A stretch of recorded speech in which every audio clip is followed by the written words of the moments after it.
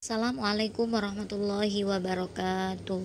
Alhamdulillahirabbil alamin. Alhamdulillahilladzi qad waffaqa lil ilmi ghaira khaliqihi walituqa hatta nahat qulubuhum linahwihi famin 'azimi sya'nihi lam tahwihi. Alhamdulillah, puji syukur kita kehadirat Allah Subhanahu wa taala yang mana kita masih diberikan kesehatan, diberikan kenikmatan, serta semoga kita selalu dalam lindungan Allah Subhanahu wa taala. Amin amin ya rabbal alamin. Anak-anakku semua yang ibu sayangi, hari ini ibu akan menjelaskan materi mengenai Asmaul Husna pada bab 6 di semester kedua ini. Mengenal Allah dengan Asmaul Husna. A. Pengertian Asmaul Husna. Asmaul Husna berasal dari bahasa Arab al-asma yang berarti nama-nama, sedangkan husna berarti kebaikan. Sedangkan menurut istilah Asmaul Husna berarti nama-nama yang baik yang dimiliki oleh Allah Subhanahu. Dengan Asmaul Husna, manusia menyadari kelemahannya, ketidakmampuannya sebagai makhluk di hadapan Sang Pencipta atau Sang Kholiknya, yakni Allah Subhanahu wa taala. Manusia diperintahkan untuk mempercayai, meneladani Asmaul Husna dalam kehidupan sehari-hari. Tujuannya agar manusia senantiasa mengingat keagungan, kekuasaan serta keindahan Allah Subhanahu wa taala. Kemudian mempelajari Asmaul Husna juga akan menambah keimanan kita kepada Allah Subhanahu wa taala. Apa sih bukti bahwa Asmaul Husna itu memang ada? Bukti Asmaul Husna salah satunya dijelaskan dalam surat Al-A'raf ayat 180. A'udzu billahi minasyaitonir rajim. Bismillahirrahmanirrahim.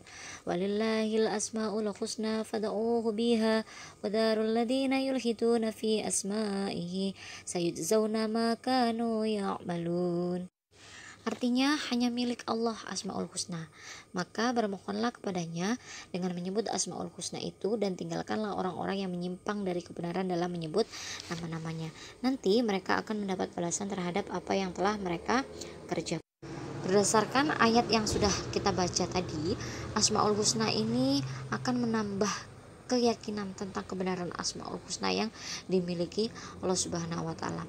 Selain itu kita diperintahkan untuk berdoa dengan Asmaul Husna. Namun ketika kita berdoa haruslah hendaknya disesuaikan dengan situasi dan kondisi yang dibutuhkan. Misalnya seseorang dalam keadaan kekurangan rezeki, sebaiknya menyebut Asmaul Husna Ar-Razzaq. Artinya apa?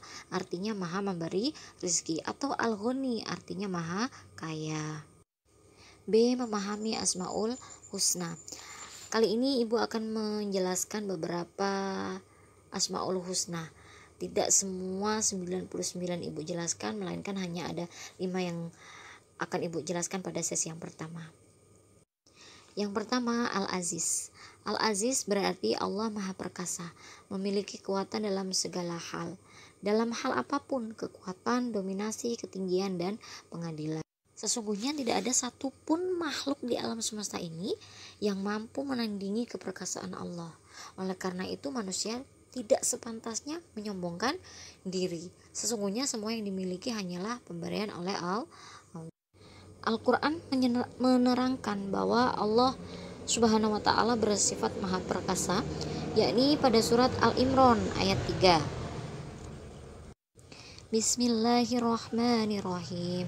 Huwallazi yusawwirukum fil arhami kayfa yasha. La ilaha illa huwal azizul hakim. Artinya, dialah yang membentuk kamu dalam rahim sebagaimana dikehendakinya. Tak ada Tuhan yang berhak disembah melainkan Dia, yakni Allah yang maha perkasa dan maha bijaksana. Itu merupakan suatu bukti bahwa Allah itu maha perkasa. Dari dalam rahim pun kita sudah dikehendaki mau terlahir sebagai seorang perempuan ataupun laki-laki, semuanya sudah dikehendaki. Itu adalah salah satu contoh bahwa Allah itu maha perkasa, bahwa Allah itu maha bijaksana. Yang kedua, Al-Basit, artinya yang maha memberi kelapangan. Salah satunya berupa rezeki dan ilmu pengetahuan. Semakin banyak kita memberikan, semakin banyak kita melapangkan rezeki orang lain, membantu meringankan beban orang lain, maka Allah akan dengan sangat mudah melapangkan rezeki kita. Yang ketiga yakni Al-Ghani, artinya maha kaya atau maha cukup. Allah memiliki sifat qiyamuhu binafsihi, yang artinya berdiri dengan sendirinya tanpa membutuhkan siapapun bantuan orang lain. Maka Allah tidak menjadikan baginya seorang istri, anak ataupun keluarga, karena Allah sudah Al-Ghani, maha kaya, maha cukup. Allah bersifat qiyamuhu binafsihi, bisa berdiri dengan sendiri tanpa bantuan orang lain. Yang keempat, Ar-Ra'uf, yakni maha penyayang. Sangat banyak bukti bahwa Allah maha penyayang kepada kita. Ujian, cobaan, bencana merupakan salah satu bentuk bahwa Allah menyayangi kita. Dengan diuji, maka kita akan mengingat Allah, akan berzikir, menyebut namanya, dan akan memohon ampun serta kembali kepada jalannya. Yang terakhir yakni Al-Bar, artinya maha pemberi kebaikan, sebagaimana telah diterangkan dalam surat At-Tur ayat 52. A'udzubillahi minasyaitonirrajim. Bismillahirrahmanirrahim. Inna kunna min qablu nad'uhu innahu huwal barrur rahim. Artinya, sesungguhnya kami dahulu menyembahnya, sesungguhnya dialah yang menyelimpahkan kebaikan lagi maha penyayang. Itulah beberapa materi yang bisa Ibu jelaskan. 5 Asmaul Husna yakni Al-Aziz, Al-Basit, Al-Ghani, Al-Ra'uf, dan Al-Bar. Selanjutnya akan Ibu jelaskan pada sesi berikutnya.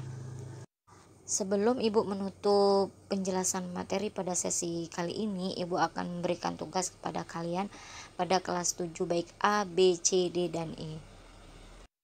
Tugasnya harus dikerjakan sesuai perintah, yakni buatlah masing-masing satu contoh perilaku sehari-hari yang menunjukkan Asmaul Husna Al-Ra'uf, Al-Bar, dan yang ketiga yakni Al-Ghani.